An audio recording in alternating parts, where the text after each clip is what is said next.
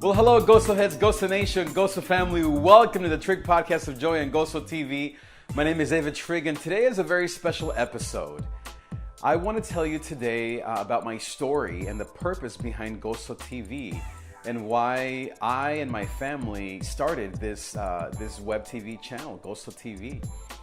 And, you know, really, I want to take you back to a time about 5 years ago when I was listening to a message, listening to a pastor give a sermon on getting out from under the pomegranate tree. You may not know this story, but the story is from the Bible where Saul, who is the king of Israel, is sleeping under a tree where he should have been in battle, fighting against the enemies and defending his people. But instead, he just had lost really a lot of his perspective and joy and strength and courage. And it wasn't until his son, Jonathan, said, "What are you doing? If you're going to stay under this tree, then you can stay there, but I need to get out from under this pomegranate tree and go and fight the enemies and stand for our people." And so Jonathan did. He left his dad. He left the pomegranate tree. He left the comforts of home, and God gave him the victory.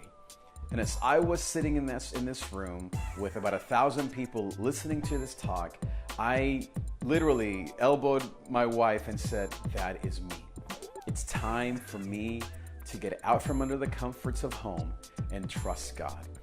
And so since then, I've been on a journey along with my family, my wife and children, to really leave all that I knew behind, all that I could say made me feel successful, made me feel effective, made me even maybe gave me connections with people, and to leave all of that to trust God for something brand new. And that brand new has been a process. Like many of you know, it's always every time you take that leap of faith and that step of faith, that risk adventure, it has its ups and downs. And for me, it has. So for 2-3 years, I began to really invest a lot of time in the community. And by the grace of God, my family and I were able to see a lot of amazing things happen in our neighborhood, in our homes, in schools, through the PTA, through soccer leagues, and through different events that we were thankful to be a part of. And then about 2-3 years ago, it was time once again to leave that. And at this time, none of us, my wife or I, really knew what that next step was supposed to be, but we knew we had to come back. We were in Colorado for a time, and we knew clearly from God that it was time to come back to California, to Long Beach, to LA. So we came back with nothing really as far as jobs or even a place to live. And so we trusted God again in a huge, huge way. And it was probably, I would say, the most significant step of faith that I've ever taken. I literally knocked on doors. I went from place to place just trying to find a job. And I would say the lowest that it ever got was when I was in a big room with about 300 people trying to get a job for $8 an hour, and I didn't even get it. So as I was leaving that room, feeling pretty low, pretty insignificant, God was so good because as I was leaving, there were 2 people who had heard my interview process and had heard a little bit about me at the group interview time and encouraged me and said, "Hey, what you said in there was amazing." But all of that, even though God was encouraging me and was beginning to guide me, at the same time, I was dealing with huge issues of anxiety, and something that, as you may know, I've dealt with since I was a little boy, kind of came back with a vengeance. And I once again began to go to counseling and learn more about what anxiety, not what it's about, but just how to kind of grow at a deeper level. And for about 2 years, I spent time with an amazing friend, and really not only was he a great therapist, but really he was my spiritual guide and in many ways a spiritual father to me, and guided me through a lot of my anxiety and fear and just learning a lot about myself. At the end of those 2 years, I came out feeling like at least I had a plan. At least I understood more about what anxiety does and what it doesn't do and who I am. And most of all, that God loves me, that He is faithful.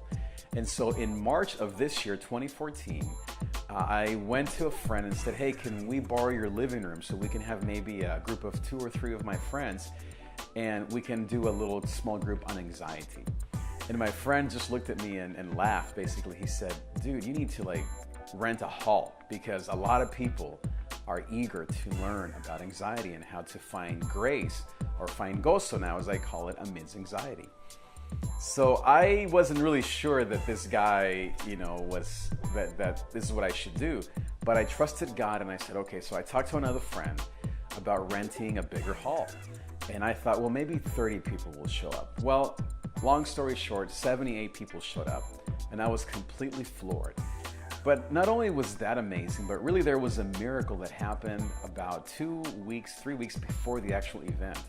We didn't have any money to pay for our guests, or to pay for the hall, to pay for sound, and just all the things we wanted to accomplish. And so I just didn't know how we were going to do it. I was unemployed. We just didn't have the means to pay for the conference. So I was I was having lunch with some friends, and then there was this young lady next to me who was just kind of taking a break, eating her lunch, and she had 2 phones. And so I joked to her, I said, wow, you must be really busy. Well, it ends up that she was taking a break from jury duty, and she actually was the marketing director or VP for Ford here in California. And so I don't know what got into me, but I told her about my conference that I wanted to host. And I didn't really ask her for money. I just sort of said that this is something that I really believe in, but I really wasn't sure how we were going to pay for it.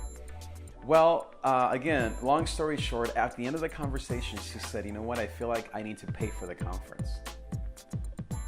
And I just was like, I couldn't believe it. And so we talked about how much and numbers, and not only did this stranger completely fund the whole conference, but she actually came and sat in the room and benefited from the conference. She actually spent time with one of the therapists, and she told me that she also had dealt with fear and anxiety and depression throughout her life, so she was more than glad to help us out. And I guess, the reason why I wanted to tell you all of this is because you might be at a similar place where you have this dream and you have this thing that you're doing in your life that you feel like, hey, this is my pomegranate tree. This is my comfy space, my comfy couch. Something you've been doing maybe for 10, 15, 20 years. And yet you feel like it's time for you to take that leap of faith. And that like crazy on fire, hair on fire experience that you've been avoiding, it's time. But you don't know where it's all going to come from. You don't know how you're going to pay for it. You don't know what you're supposed to do. You're not really sure exactly what the plan is about or what the plan is. I just want to encourage you that, there's a quote that it says that if you pursue the thing that you are meant to do, that the universe will rally around you, something like that. And I really believe that when you and I step out in faith, and most of all pursuing the thing that comes from our own brokenness, that is genuinely something that's not easy, but that it's something that we just have a burden for, like in my case, fear, anxiety, and helping people overcome that and being people of joy and people of gozo, that really God and the universe and people and everything around you, miracles, like someone that's on break from jury duty, all these things will come around you to help you fulfill that dream. So since that conference, by the grace of God, not only was that successful, but then people began to call and say, how can I just get some of the resources that you have? What are some of the books that you mentioned? Can you maybe just spend time, 10 minutes on the phone, just walking me through kind of what I'm going through? I've had people locally here in LA. I've had people in Colorado. I've had people in other countries that have called, that have found about us and have contacted us to just kind of like walk them through a little bit of their questions regarding how to find joy in the middle of fear, anxiety, and depression. So then in August, just a few months ago, I was so thankful that on local, actually it's a pretty well-known magazine called Leadership Online, through a friend of a friend, I was able to write an article and it was accepted to be published. and it came out just last month in September, October, just this month, just last month. And that has been an amazing blessing just from God to be able to spread that love and that message of joy to even more people. Then, I guess backtrack a little bit, in June of this year, right after the conference, I also decided that it was time to start this channel, GOZOtv, and this podcast called the Trig Podcast of Joy. And so I began to research a ton of stuff on podcasts, and with my techie background, I gathered some cameras and microphones and lights and just began to put together some content that really was just a lot of my own experience. And so maybe you are out there and you're thinking, you know what, I have a passion, I have maybe some clarity, maybe God has already been providing some miracles, but I don't have the technical how-to. Like, how do you start a podcast? Like, how do I get my message out there? I can help you with that. And there's a ton of resources out there. Just go to YouTube and just type in how to start your own podcast or how to do a webinar, and you'll figure it out. But if you need my help, I'd love to help you. And so that began to move up the ranks in iTunes. It began to get a little bit of buzz on Facebook and social media, Twitter and Instagram. And a lot of you, I'm so thankful. I thank you for following me on these different social media platforms, for your support. And so last week, as kind of this thing has kind of began to grow and evolve, through a business coach that I have named Nick Unsworth, who's been amazing. So thank you, Nick. He recommended through a lot of his videos and counseling and just his advice that I do a live webinar. So just 2 weeks ago, I gathered, again, a miracle, just some amazing friends. My friend Peggy, who's a PhD, 2 PhDs, one in therapy and one in business. My amazing friend Monet, who is a graduate from the USC School of Medicine. My amazing friend Gabi, who's just a committed follower of Jesus and loves people, loves nutrition. And the 4 of us have begun over the last few weeks this live webinar that I know some of you have watched. So that's happening now, but then we're gonna move a little bit kind of faster over the next 6-9 months. And in December, we're gonna have our first live event. It's gonna be just a very traditional Christmas party. We're gonna invite all of you GOZO heads and GOZO Nation to come and just sing carols, eat some GOZO cookies, and I have our panelists here just to greet you and get to know you and have a little bit of a meetup. Then just last week, I was so thankful that a friend Isabel was so kind to say, you know what, I want to help and be, I asked her if she would be my Facebook marketer. Because I was telling her, I'm really not very good at Facebook. I overdo it, I underdo it, I leave it, I pick it up again. Why don't you do it? And so she was more than happy to do that. And so just over the last basically like 4 or 5 days, she's beginning to post on behalf of GOZOtv and GOZO Nation. So thank you so much, Isabel. And then here's kind of where we're headed. All of this is really in faith and by the grace of God. We hope that in 2015, we will do a couple of things. One is to do our second conference live in another big hall, and we hope that 100 of you will come out. And we're going to call it Living on GOZO Street. And we're going to talk about how to live a life of GOZO. We're going to talk about 3 major areas: how to find your adventure, how to handle the crises in your life, and how to discover who you love and who you're supposed to love.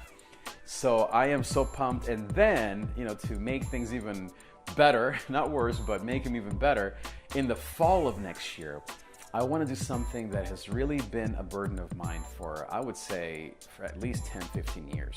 And that is to talk about the invisible immigrant syndrome. And I don't want to get into that too much right now, but basically it deals with, in many ways, with my story and how for many years, me and I think a lot of immigrants, whether you're Latino or Asian or from Canada or from Africa or from the Middle East or wherever you may be from, if you're an immigrant, many of us live under this invisible cloud where our true gifts and stories and music and gifts aren't fully realized because of fear and because of anxiety. So I'm so eager and so excited to host that conference sometime in the fall next year called the Invisible Immigrant Syndrome and overcoming that. So again, why am I telling you all of this? Again, because you might be someone that you look at my life and think, how did he go from this to that? What happened? And you might be in the same position where you know that God is taking you to a different place, but you don't know exactly how to get there. Maybe again, it's the fear that you have is in your head. Maybe the obstacles are technical. Maybe it's that you had failures in your life. The first 10 adventures or entrepreneurial ideas or technical attempts that you had have failed, and now you're not sure that you should do it again. It could be that your marriage fell apart. It could be that you went through a bankruptcy. It could be that your music, you were really excited and you released a couple of CDs, but they haven't gone anywhere. It could be that your anxiety and your fear and your depression has been so strong and so difficult that you have lost that sense of adventure, and the crisis hasn't been something you've been able to overcome. Not only do I want to be an example to you of being able to find joy, but I really want to give you the tools. And I hope that this video just gives you at least a couple of things, a couple of practical things. So here's a couple of, speaking of that, practical steps on how you can be a person of joy regardless of your past. So first, something I talk about is adventure. Get in tune with your adventure. Go back to that childlike faith that you had when you were maybe in middle school and high school, when you were maybe 5 years old. Go back to what I call that hair on fire experience. I call it the pineapple head. A pineapple, I always think of like something that is wild, something that it tastes amazing, like a piña colada, being in Hawaii. Just those moments of childlike faith and joy. Go back to that. Second is learn to handle your crises. I think that most people either are overwhelmed by their crises or they avoid their crises. It could be something in their bodies, it could be financial, it could be a medical thing, it could be a relational crisis.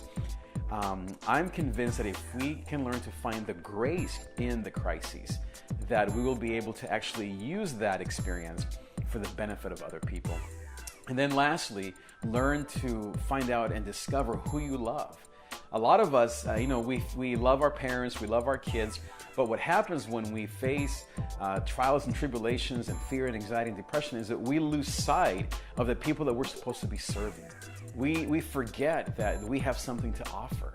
We look at ourselves and we say, not only am I not lovable, but how can I love anybody else when I'm so wounded myself? But I'm convinced that to live on GOZO Street versus Failure Street requires that we once again love and serve other people. Love God, love ourselves, but mostly to love other people. So I want to just give you this little brief history of certainly the last 5 years of my life as an encouragement to you. If you are maybe going through a midlife thing, maybe you're just coming out of college and you're trying to figure out what your next steps are. Maybe you're in high school and you deal with anxiety and you're not sure what to do.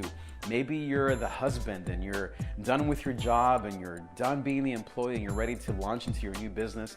Maybe you're a single mom who wants to start a nonprofit, helping people in different areas of your passion.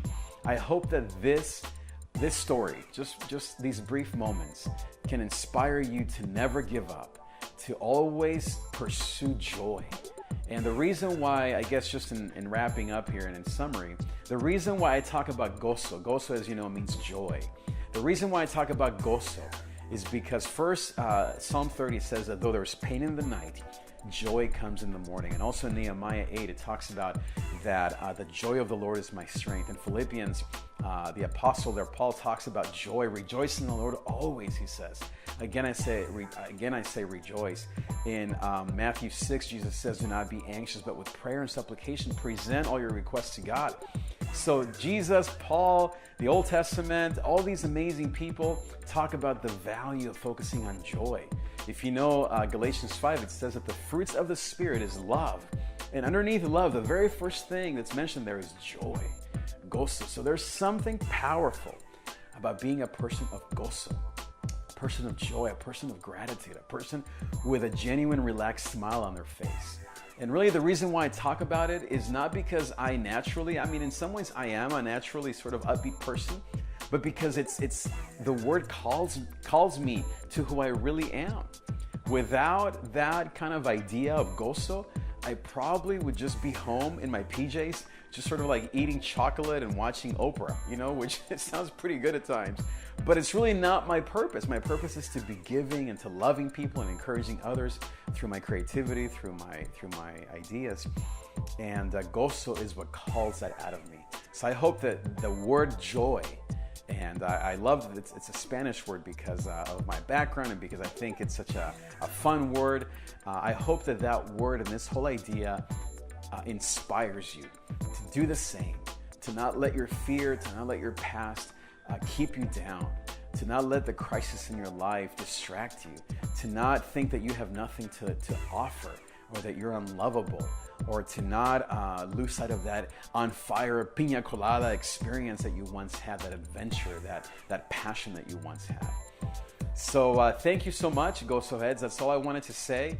Thank you so much for listening to this kind of a little longer video, but I hope that it inspires you, helps you to get to know me better and why this program is so important for us, and most of all, that it can be an example to you. I will be doing other videos on more technical stuff on how a podcast is put together. I'm not really an expert, but I have learned a lot. And again, you can also check things on YouTube, and there's a bunch of stuff out there that are amazing resources. Thank you so much for watching, GOZO Nation.